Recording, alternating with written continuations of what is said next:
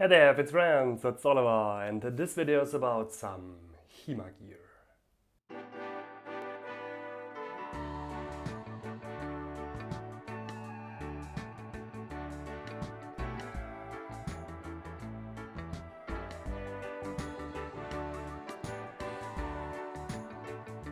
We have a mask, an overlay, and various kind of gloves. I got a box from Timeblade Guild to test some of their stuff, so thank you for your trust. Timeblade Guild sells various kinds of lightsabers. And this time I'm actually talking about this kind of lightsaber. Those are tournament-ready lightsabers. You may know that the French Fencing Federation has also taken the lightsaber under their umbrella. But because the man behind the Timeblade Guild is also a Hema guy, he wants to reach out in Hema stuff. And I like new players on the market, especially if they are not only copycats and are involved in the scene as well. First thing will have a look at is the mask, and an important selling point is indeed the color. Okay, mine is black because I wear Hema black, but this mask is available with a bib, the complete bib, in black and white and also in red and blue for all the more colorful fences out there wearing puffy pants and so on. First thing I like is this rubber band on the mask, which protects a weak spot where the wires come together. And even if you wear an overlay, it's an add-on I like, because a spot where many hits are taken, like here, it's extra padding, so it's not bad. And also it prevents the overlay from slipping, because this is very rubbish. It might be a problem for some people that the mask is only available in level 1. So it's only 350 Newton rated. I guess it's the regulation for lightsaber tournaments. I have to say, it's fine if you just train smallsword or light dual orientated sabre or cane or stuff like that. But most of Hema needs a level 2 mask, not to speak about tournament regulations. I guess it would be an investment to have some 1600 Newton rated masks in stock. Next to the mask is that overlay. Till now I had an all-star overlay and switched at some point to a spec because of the hard back of the head protection. And ta-da! This one may look like it's a soft layer, but it's actually really, really hard. I decided to put that on a mask again. Yeah, this move it didn't move, just my spaz move all the time. In here, this band is very tight, and maybe it's also because of the rubber band on the mask, but it fits really good. And this is not only a soft layer, there is a bit of padding.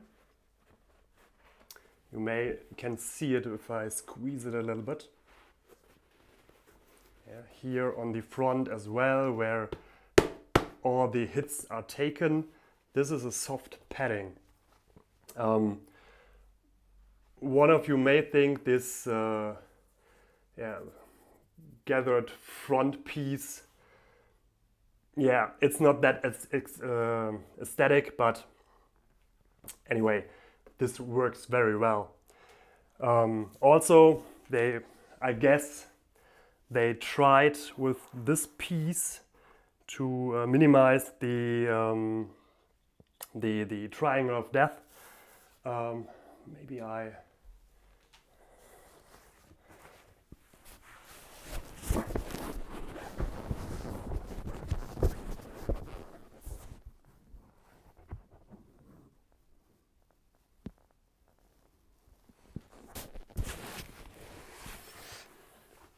Okay, you can't hear me if I'm wearing the mask. Yeah, but the so-called Triangle of Death, this is just a single layer of fabric. Don't know if I don't get hit there really often, so I don't know. But this could be, in my opinion, a bit thicker. I don't know why they have just put in one layer, but it's a good idea. So definitely thumbs up for this overlay.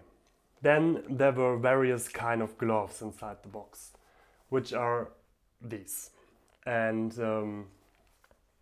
first I have to say, they look like gloves I know from a really long time, but they are not the same. The material is really smooth and it feels soft. It's a totally different story of the comfort. Yeah, the material is way better. It's more movable at all. So yeah, they come in two different categories, which is padded and non-padded. Yeah, you see, it's this is a padded version.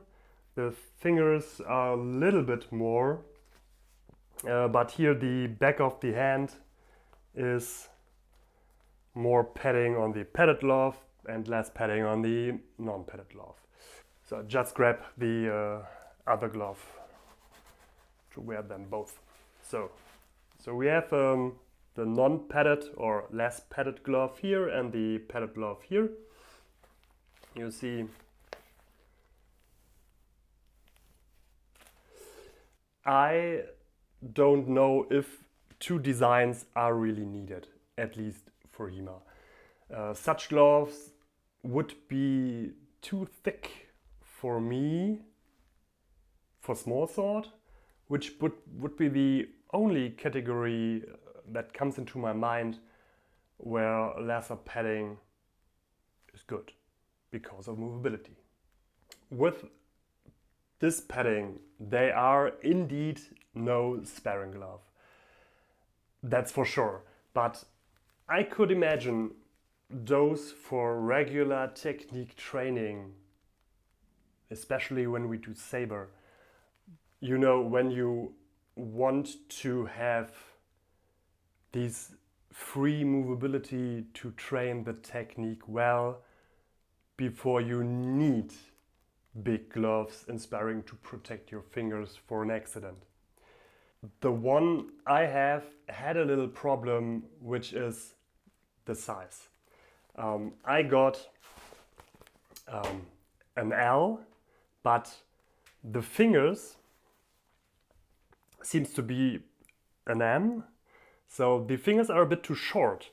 It feels good, but my fingers want to go up because yeah, here are my knuckles, so my fingers starts on this stitch at the moment. So you can wear them, that's not the problem. I'm not sure if it's really needed, but it feels a bit awkward. But after my feedback a few months ago, this was the first thing I told him, and I'm sure this problem has solved in the meantime. It would be a really pity because I like them. They are pretty good. They feel pretty nice. Last but not least, another pair of gloves. But as I found out later, these are really rebranded motocross gloves. Many of us know. So those are used, for example, in knife fighting clubs for a long time, and I know saberists like Peter Frank from the Freifechter. You know, that German guy who makes all that reviews. Who uses them for saber also since I could remember. Yeah, I have the hard plastic on the back of the hand and on the knuckles, a little bit on the wrist as well. The fingers are double layered, and there are plastic caps somewhere on your finger. This is not really on my knuckle, but they move. Yeah, for weapons like saber and rapier, which have already a hand protection, it's not the worst choice. It's even a quite good choice. They are really movable, very movable, are a bit padded and had some thick plates on the important parts. The fitting is also very good, which made me think as I took on the other gloves you've seen before. Those have not the problem with the fingers. Here starts my finger, and this is quite in the right spot. Thank you, Pavel, for sending me these. I wish you good luck and success, and I hope to see more of your designs in the future. And if you are also a Star Wars fan, you might check out his YouTube channel. All the links in the description below. Thanks for watching, and see you in the next video.